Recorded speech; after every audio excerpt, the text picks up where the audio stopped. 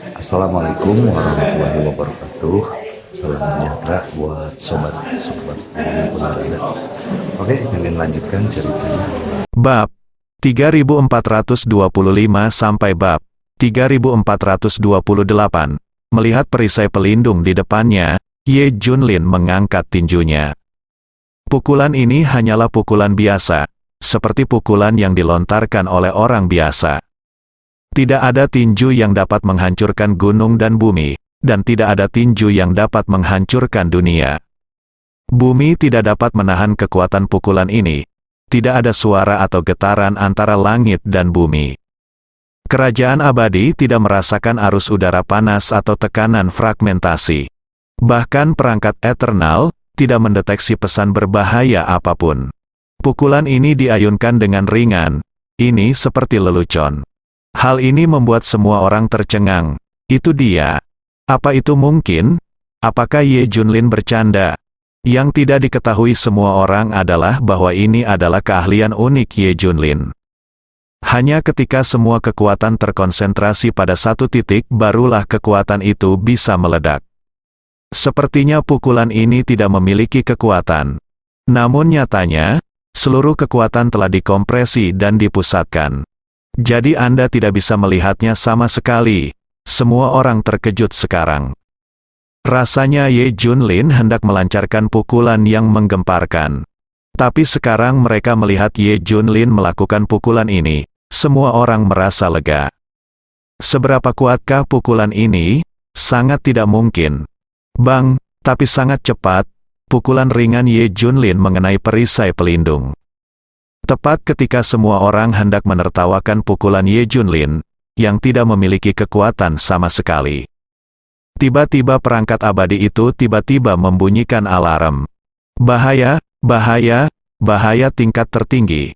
Baru pada saat itulah perangkat abadi mendeteksi bahaya.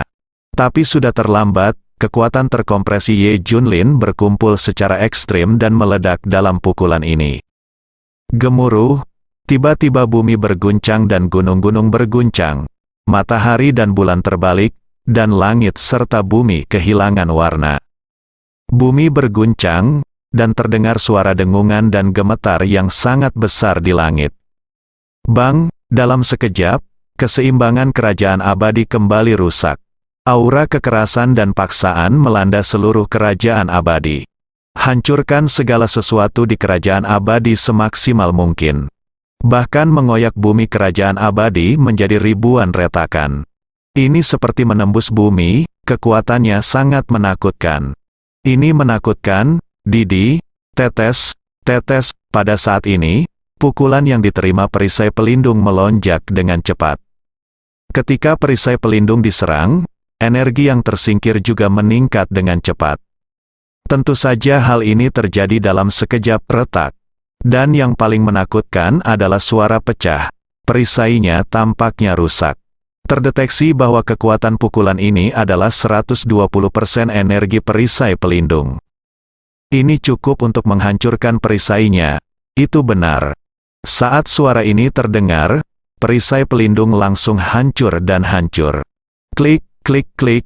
Dengan mengingat satu hal, tempat pukulan Ye Junlin hancur. Akibatnya, seluruh perisai pelindung mulai pecah di mana-mana. Seketika runtuh, rusak, perisai pelindungnya rusak. Tak terbayangkan, suatu hari, seseorang mampu menghancurkan perisai pelindung yang sangat mereka banggakan. Ini merupakan pukulan telak bagi kerajaan abadi. Tapi kekuatan pukulan ini lebih dari itu, perisai pelindungnya bertahan sekitar 4/5 darinya. Ada juga 1/5 kekuatan yang langsung meledak ke seluruh kerajaan abadi. Sepertinya area ini akan langsung dihancurkan, namun kerajaan abadi masih cukup kuat. Orang-orang kuat dan senjata yang tak terhitung jumlahnya semuanya digunakan. Dia berhasil memblokir sisa kekuatan pukulan Ye Junlin. Namun kerajaan abadi telah dihancurkan hingga tidak dapat dikenali lagi. Ternyata negara tersebut adalah negara dengan teknologi yang sangat maju dan hidup berdampingan dengan beberapa sistem budidaya kuno. Tapi karena Ye Junlin, reruntuhan ada di mana-mana sekarang, dan keseimbangan rusak di mana-mana. Kekacauan, Kekacauan yang tak terbayangkan.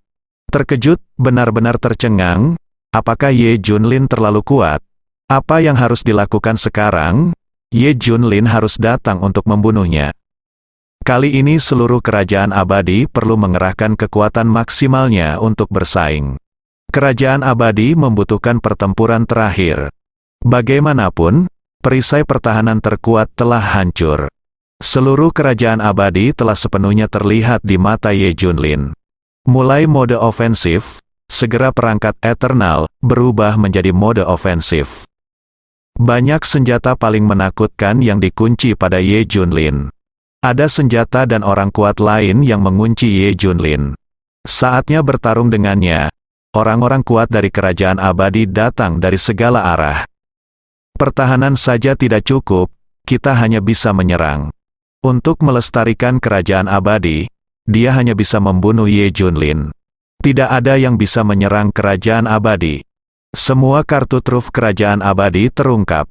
Ada raksasa seperti gunung, binatang buas yang menutupi langit dan matahari, dan orang kuat dengan sihir dan teknologi. Singkatnya, ada senjata dan orang kuat yang belum pernah dilihat dunia luar sebelumnya, dan ada semuanya jenisnya di sini. Kerajaan abadi menunjukkan kekuatan dan warisan mereka. Ini tidak lain adalah divisi penekan iblis. Tentu saja itu adalah divisi penekan iblis yang bersatu. Dan kerajaan abadi itu satu. Ini tidak seperti divisi penindas iblis yang terkoyak. Mereka tampaknya lebih kuat secara keseluruhan. Aku ingin tahu apakah akan ada orang kuat lain yang tak terkalahkan. Orang-orang kuat yang tak terhitung jumlahnya di kerajaan abadi menyaksikan Ye Lingtian jatuh perlahan. Resmi menginjakan kaki di negaranya, semua orang sangat gugup. Bagaimanapun, Ye Junlin terlalu kuat, mengesampingkan pertempuran sebelumnya, menghancurkan perisai pelindung barusan benar-benar mengejutkan seluruh kerajaan abadi. Siapa yang tidak takut, terlalu kuat, pria ini sangat berbahaya. Ye Junlin juga tersenyum, buat pertempuran besar. Semua orang menjadi gila. Ye Junlin, kami tahu kamu kuat, tapi kamu harus menanggung amarah karena memprovokasi kerajaan abadi. Cepat keluar dari sini, kami sedang mempertimbangkan untuk melepaskanmu. Kami tahu kamu sangat kuat, dan kami akan melakukannya membayar harga yang sangat menyakitkan. Tapi jika kerajaan abadi mencoba yang terbaik, kamu akan tetap mati. Kerajaan abadi masih tidak ingin melawan Ye Junlin sekarang. Cobalah untuk mencegahnya, tapi jika Ye Junlin ingin bertarung, itu akan menjadi pertarungan berdarah sampai akhir. Saya di sini untuk mengajukan pertanyaan. Apakah kamu begitu gugup? Ye Junlin tidak berdaya. Tanpa pandang bulu, begitu saja. Hah? Apakah kamu di sini untuk bertanya ini? Semua orang tercengang. Saya pikir Ye Junlin ada di sini untuk membalas dendam. Mereka segera mengaktifkan perangkat tersebut dan mulai bertahan. Butuh waktu lama bagi saya untuk bertanya. Siapa yang menyangka hal ini? Kamu bilang itu benar. Apakah kamu yakin ingin bertanya? Kerajaan abadi masih sedikit takut, meskipun mereka tidak takut pada Ye Junlin. Mereka tidak mampu membelinya. Lagi pula, jika ingin mengalahkan Ye Junlin, kamu harus menanggung kerugian yang terlalu besar. Mereka tidak ingin kehilangan ini, mereka ingin membunuh Ye Junlin, tetapi mereka ingin menang dengan kerugian minimal. Sebaliknya, pertempuran berdarah, kerajaan abadi akan rusak parah. Jika kekuatan lain mendatangi Anda, tidak ada tempat bagi mereka untuk bertahan hidup. Lagi pula, sebenarnya ada kekuatan yang bisa mengancam mereka. Dan mereka punya rencana lain, tidak mungkin menggunakan semua kekuatan pada Ye Junlin. Oleh karena itu, prinsip mereka adalah jangan melawan jika bisa. Nanti akan membunuh Ye Junlin, dan itu harus direncanakan dengan sempurna. Melihat pertanyaan mereka, Ye Junlin tersenyum, jika saya benar-benar datang untuk mengalahkan Anda, apakah saya perlu memberitahu Anda, mengapa saya tidak memukul Anda saja? Ketika semua orang mendengar ini, mereka semua bereaksi. Sepertinya begitu, Ye Junlin berkata sejak awal bahwa dia datang mengunjungi kerajaan abadi. Jika dia benar-benar membalas dendam, dia akan datang langsung untuk membunuhnya. Apakah kamu masih perlu berteriak? Sekarang semua orang merasa lega. Bagaimanapun, ini adalah cara terbaik untuk menghindari pertarungan dengan Ye Junlin sekarang. Apa yang ingin kamu tanyakan? Tanya seorang utusan Dewa Kerajaan Abadi. Kamu datang untuk membunuhku 2 hari yang lalu. Siapa dari Departemen Penindas Iblis yang menghubungimu? Ini, eksekutif senior hanya ragu-ragu sejenak dan langsung berteriak, siapa yang menghubungi orang-orang dari Divisi Penindas Iblis di tempat pertama? Segera, utusan ilahi tiba, depan. Orang-orang dari divisi penindasanlah yang saya hubungi. Ye Junlin bertanya langsung. Siapa itu? Jelaskan penampilan dan karakteristik orang-orang ini. Ada 6 orang dari divisi penindasan yang menghubungi saya. Meskipun aku tidak mengenal mereka. Siapa itu? Mereka berusaha sekuat tenaga untuk menyembunyikannya. Tapi kami tidak yakin dengan identitas mereka dan tidak mau bertindak. Mereka juga meremehkan kekuatan kerajaan abadi dan berpikir kami tidak akan menemukan mereka. Aku mengirim orang untuk memeriksanya, dan akhirnya menemukan mereka. 6 orang mereka berasal dari faksi berbeda di divisi penekan iblis. Mereka tidak memegang posisi yang terlalu tinggi, tapi mereka semua adalah anggota tingkat menengah dari setiap faksi. Mereka memiliki hak tertentu dan dapat mengetahui banyak informasi. Utusan itu menjelaskan, ini kurang lebih seperti prediksi Ye Junlin. Ini adalah komposisi yang paling mungkin dari kelompok kekuatan ini. Tidak ada yang tingkat tinggi, tapi setidaknya mereka semua level menengah, dan tidak menarik perhatian siapapun. Jika tidak, mustahil untuk bertindak tanpa disadari dalam situasi ini. Justru karena manajemen menengah meyakinkan bahwa informasi apapun yang mereka berikan adalah benar, oleh karena itu, kami akan melancarkan rencana melawanmu dan mengirim orang ke sana. Setelah mengatakan ini, semua orang menundukkan kepala. Saya tidak berani mengatakannya lagi. Bagaimanapun, mereka pergi untuk membunuh Ye Junlin. Hal ini dianggap sebagai provokasi dari pihak mereka. Tapi Ye Junlin tidak memperhatikan hal ini. Sebaliknya, dia berkata, beri saya semua informasi tentang orang-orang ini, saya akan memeriksanya. Oke, sekarang, segera utusan itu menyerahkan semua informasi tentang ini. 6 orang ke Ye Junlin. Tuan Ye, apakah ada hal lain yang memerlukan bantuan kami? Kerajaan abadi mengambil kesempatan itu untuk mengungkapkan niat baiknya kepada Ye Junlin.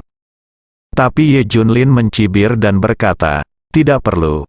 Ingat, aku akan mengingat apa yang kamu lakukan untuk membunuhku. Aku tidak akan mengungkapkan masa lalu begitu saja. Ye Junlin mengubah topik dan nadanya sangat dingin.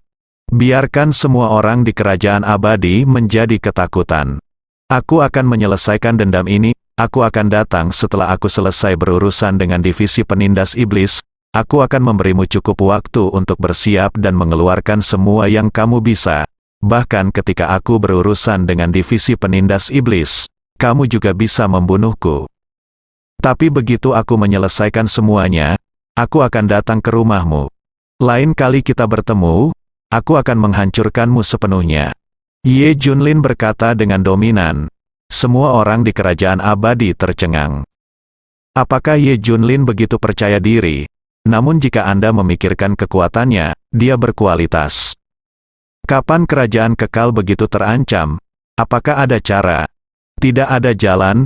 Akhirnya, di bawah tatapan mata semua orang yang ketakutan, terkejut dan bingung, Ye Junlin pergi. Sampai jumpa lain kali, terdengar suara dari jauh. Wajah semua orang di kerajaan abadi berkedut hebat.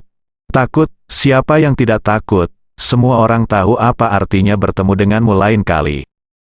Apakah kamu mendengar itu? Ye Junlin akan membunuhnya cepat atau lambat.